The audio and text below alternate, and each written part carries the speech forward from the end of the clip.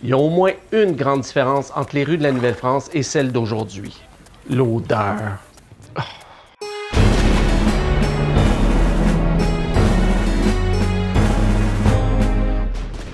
Pour que les rues de Québec ressemblent vraiment à ce qu'elles étaient en Nouvelle-France, c'est dommage à dire, mais il faudrait qu'elles soient comme un égout à ciel ouvert. Ça puait, il y avait des déchets partout. Tout ce qu'on n'avait pas mangé et qu'on n'avait pas donné aux animaux, on le jetait dans la rue. Les jours de marché, les bouchers arrivaient avec des animaux vivants et les tuaient sur place.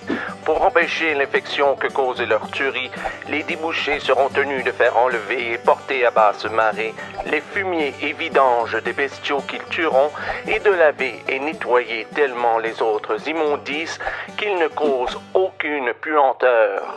Les autorités avaient beau publier ordonnance par-dessus ordonnance pour forcer toute personne qui ferait bâtir à l'avenir des maisons d'y faire des latrines, mais en vérité, on les utilisait pas toujours. Souvent même pas du tout. On faisait ce qu'on avait à faire dans des pots de chambre qu'on vidait par la fenêtre. Et si on s'adonnait à passer sous la dite fenêtre au même moment, et c'est ce qui est arrivé à Jean-Baptiste Chaussé dit Le Maine le 28 septembre 1733. Vers 9 h du soir, alors qu'il était de garde au quai du Cul-de-Sac à Québec, il a reçu le contenu du pot de chambre que Charles Turgeon venait de lancer. Il lui a dit de faire attention, mais Charles Turgeon lui a répondu qu'il n'avait point à prendre garde ni de mesure pour des gens comme lui. Et ça s'est terminé en bagarre. Il n'y avait aucun service de collecte des déchets. Chacun avait la responsabilité d'aller porter ses ordures là où ça dérangerait personne. Mais la plupart du temps, ça ne vous étonnera pas, les gens préféraient le jeter dans la rue.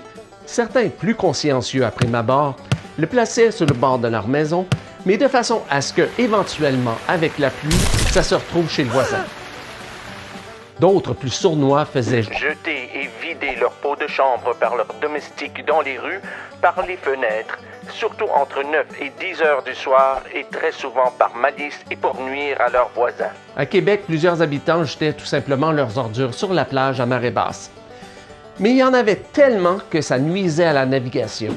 Les immondices, décombres et vidanges de maisons que l'on continue de jeter sur les grèves les gâtent entièrement et empêchent les bâtiments, chaloupes et canots d'aborder facilement au port. En 1750, l'intendant Bigot a proposé un compromis aux habitants de Québec.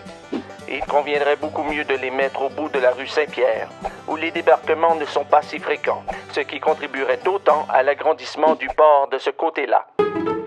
On pourrait penser qu'éventuellement, on pourrait s'habituer à une telle odeur. Pas tout à fait, du moins si on se fie aux sources. Parce qu'à chaque fois qu'on publie une ordonnance, que ce soit pour faire construire des toilettes, pour faire ramasser les ordures ou encore pour nettoyer les rues, on prend le soin de préciser à quel point l'odeur est insoutenable. Cela étant dit, c'était pas mieux dans les grandes villes d'Europe. Mais ça, c'est une autre histoire. Alors, je vous ai dit qu'il n'y avait pas de service de collecte des ordures. Mais au mois d'août 1701, à Québec, on a tenté quelque chose de nouveau. On a donné un mandat à Hilaire-sur-Audie-Blondin de ramasser dans les rues de la Basse-Ville tous les samedis les ordures qui s'y trouveraient. Je ne sais pas si ça a eu du succès, mais ça ne semble pas avoir duré très longtemps, parce que 2 ans plus tard, Hilaire-sur-Audie-Blondin habitait plus à Québec, il habitait Montréal.